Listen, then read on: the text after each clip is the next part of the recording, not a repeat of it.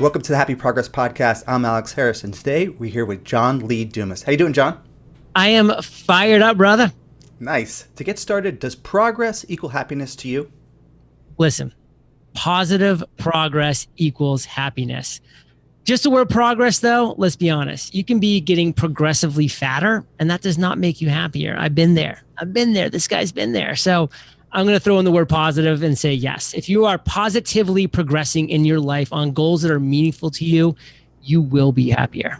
Perfect. I think it's intentional that you make them positive no matter what, because we can have fails, but if you learn from them and then you use that towards your progress, overall, we can overall succeed.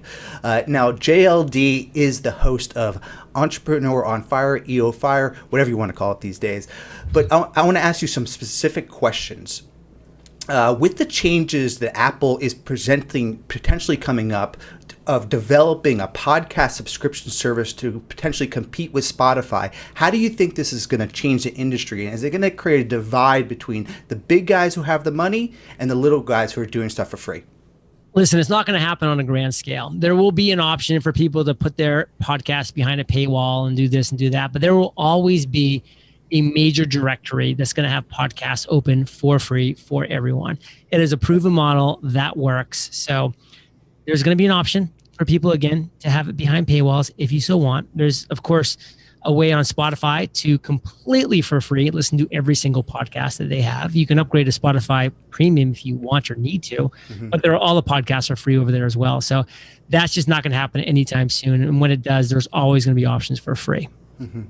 Yeah, I mean, Spotify has really changed the ecosystem of podcasts in the last few years overall, but the app is somewhat difficult to use. Do you see the progression of Spotify pushing podcasting to make it easier for the general audience to find the right podcasts and subscribe to them so they can continue to listen to their favorite shows? Absolutely. Spotify is continuing to up the game. You know, they're bringing in the right people. They are acquiring the right companies. They are always looking to improve user experience. That's a huge part of what they do.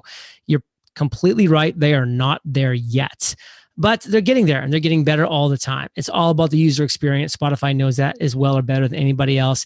You've got Pandora, Google, Apple, all these other massive companies, Amazon, by the way, all breathing down their backs. So Spotify knows that it's user experience, baby.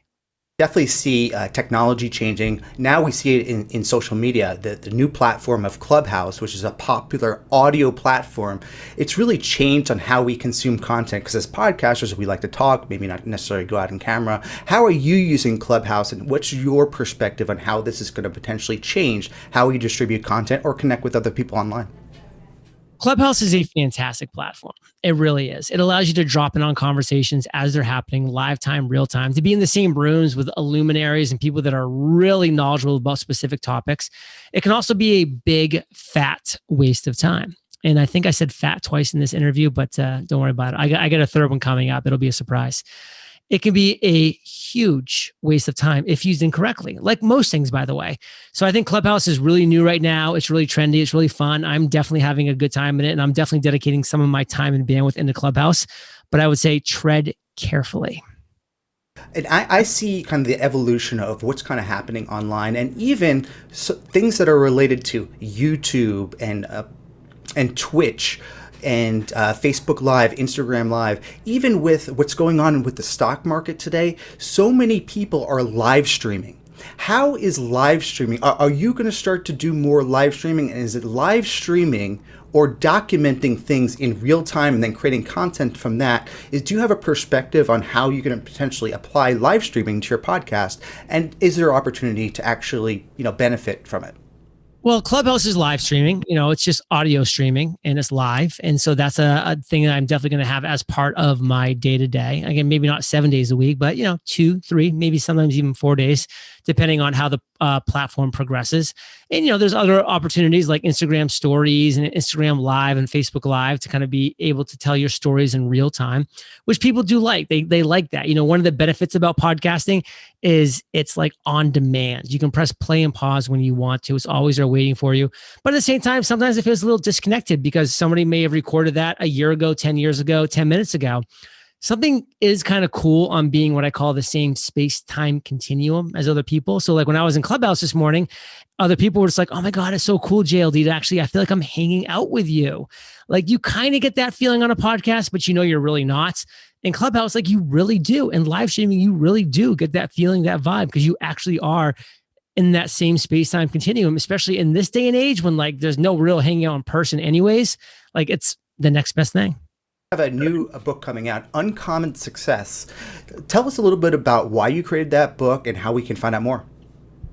The common path to uncommon success. This is your 17-step roadmap to financial freedom and fulfillment. This book is a culmination of the 3,000 interviews that I've done, distilled down into the absolute core foundational principles that every successful entrepreneur possesses, period. I put them down. There's 17 of them. I put them in a chronological roadmap, step 1 to step 17, chapter 1 to chapter 17. It is a clear, concise, common roadmap that you now have access to if you want to find your version of uncommon success. I poured my heart, my soul, all of my 3,000 plus knowledge bomb interviews into this book. Over 8 months, I wrote 480 writing hours I put into this 71,000 word book. It's been published by HarperCollins, one of the big 5 publishers. So we have a fantastic team of editors, publishers. The marketing team, spectacular. This book has been personally endorsed by Seth Godin, Gary Vaynerchuk, Neil Patel, Dory Clark, Erica Mandy, like a fantastic list of endorsers. And I'm super passionate about it. And listen, if people pick up one pre-order, just one pre-order before March 23rd, you have 5 insane bonuses. I mean, 5 insane bonuses. One of them, I am literally shipping to your door all 3 of my journals, the Freedom, Mastery, and Podcast Journal. If you're in the US, those outside the US, you get the digital pack, which is a beautiful fillable version of those 3, immediately emailed to you. 4 other insane bonuses as well, but you've got to visit the website to learn more. You can see the video about the book, all my endorsements, all the bonuses. Chapter 1 is there for you for free if you want to do a little sneak peek and see how great the book is. UncommonSuccessBook.com. Those bonuses are absolutely worth it. His journals are exceptional, and they really put you on your path to success, whether you're doing podcasting or just entrepreneurship in general. Aside from your book, what other books do you recommend to young entrepreneurs to really help them grow in 2021?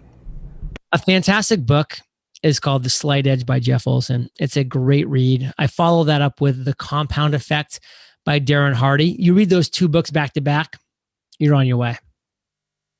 It really focused on the compound effect, intentionally putting yourselves in positions of success, building upon that, and every day really investing in yourself to compound over time for overall growth. John, what would be one final piece of advice that you can share with entrepreneurs so that they could really start growing this year in 2021? Try not to become a person of success, but a person of value.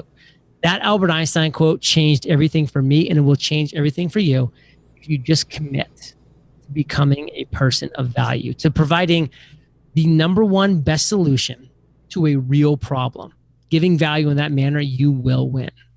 Nice. Awesome. Well, I really appreciate your time, John, and let's everybody continue to make happy progress. Thank you for making happy progress part of your day. How are you going to take advantage every day? Please let Alex know by visiting the website happyprogress.com. Together we will prove that progress equals happiness.